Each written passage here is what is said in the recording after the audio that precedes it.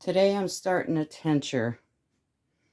A tincture is just simply an herb soaked in some alcohol, and then you take a little bit in a dropper every day. It helps to, you put it under the tongue and it goes straight into the blood system. It goes to work right away. I don't know if a lot of you know this, but herbs take a while to work. It's not just a hurry up, do this. It's not like going to the doctors. You can go to the doctor and you can get something that may work instantly, only take a week. Where herbs will take a while.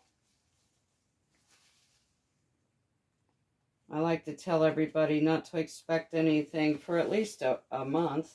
I bought from Monterey Bay Spice Company, Echinecea purpurea. I like Monterey Bay. They have some really nice herbs, decent prices. Even the shipping hasn't been too bad. Anyways, a lot of people will go out and buy some vodka or something, which you can do. You only need like 80 proof. What I did was I make my own. I made some moonshine. Just need a little distiller. Anyways, I made this last year. I've got about a cup of Echinacea purpurea. And I am just adding my booze right to it. So I'm making Echinacea. Normally what I would do is I would put in more booze than I would. To this alcohol, I had already added some cinnamon. So it already tastes like red hot cinnamon almost. Not quite as bold of a flavor as that, but I'm going to put this lid on real tight because, alcohol evaporates. And every day I'm going to stir this a little bit. And I'll let you know how it turns out. It won't be ready for a couple of weeks, maybe 2, 3. And what I'm going to do is I'll probably just set it up here in the window so that it can warm up a little bit, and that will help extract the herb properties that I'm looking for in the Echinacea. Like I said, I've got a couple things going on, so I'm going to try doing some Echinacea tincture every day and see if that helps with the problems that I'm experiencing right now. Don't forget, whenever you're making a tincture or a salve, you need to mark what it is. This is Echinacea tincture, everybody. I thought I should stop right here during this video and explain a few things.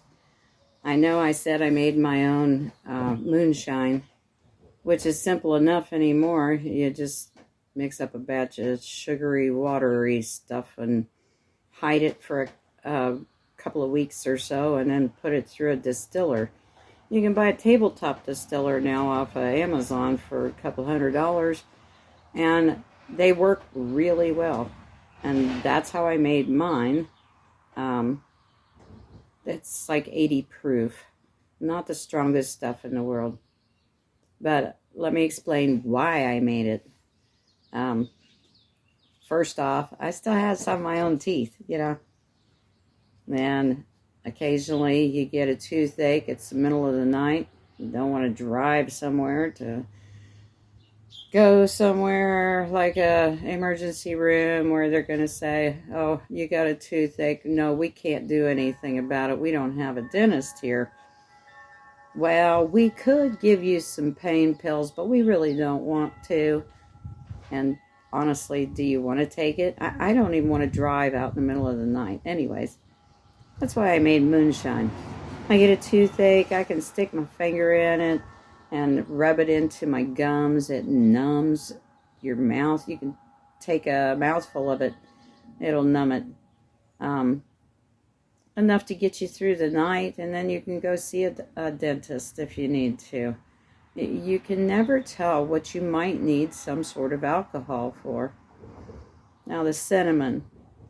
I put cinnamon in my moonshine because it's an antioxidant, anti-inflammatory, anti-diabetic, antimicrobial, anti-cancer, lipid lowering, and cardiovascular disease lowering compounds in cinnamon.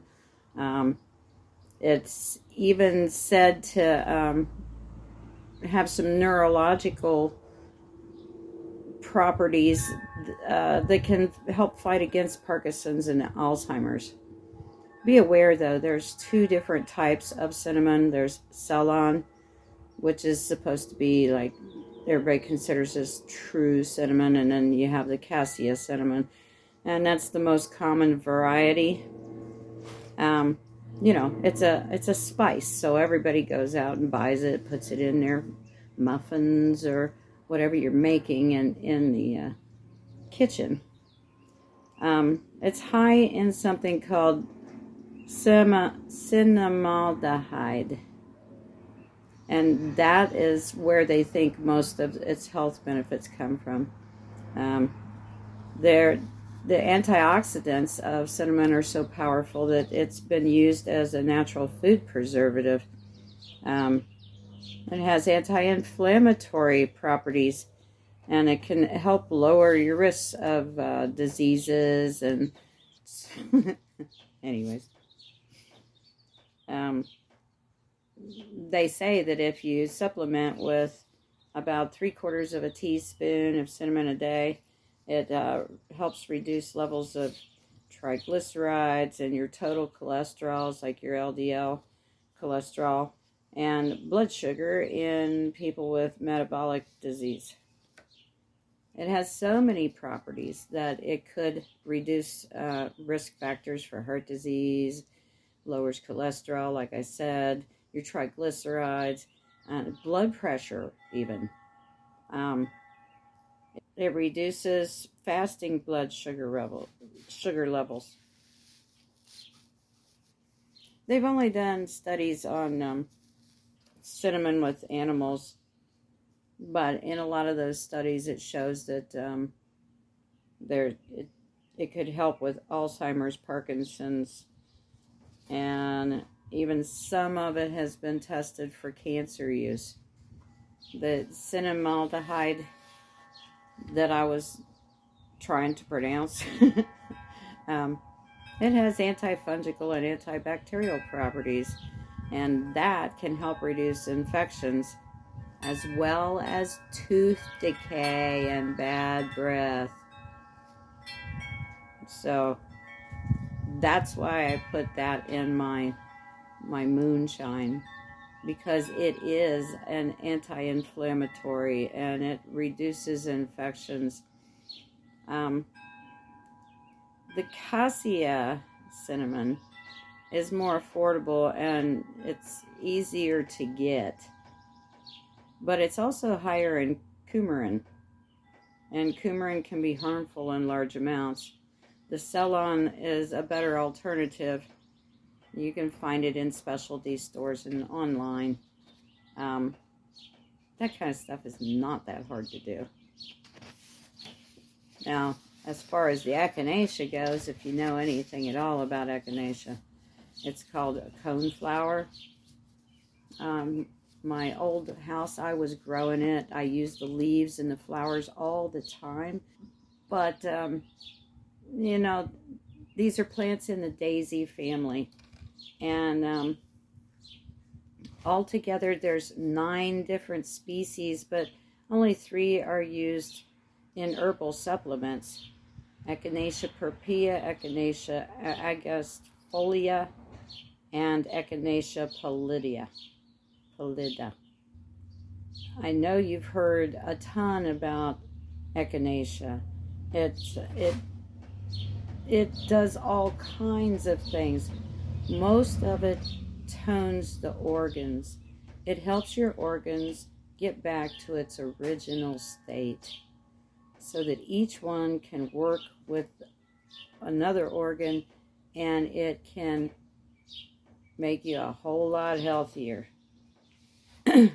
Tinctures, tablets, extracts, tea. I drink a lot of tea, so I've used Echinacea in my tea quite a bit.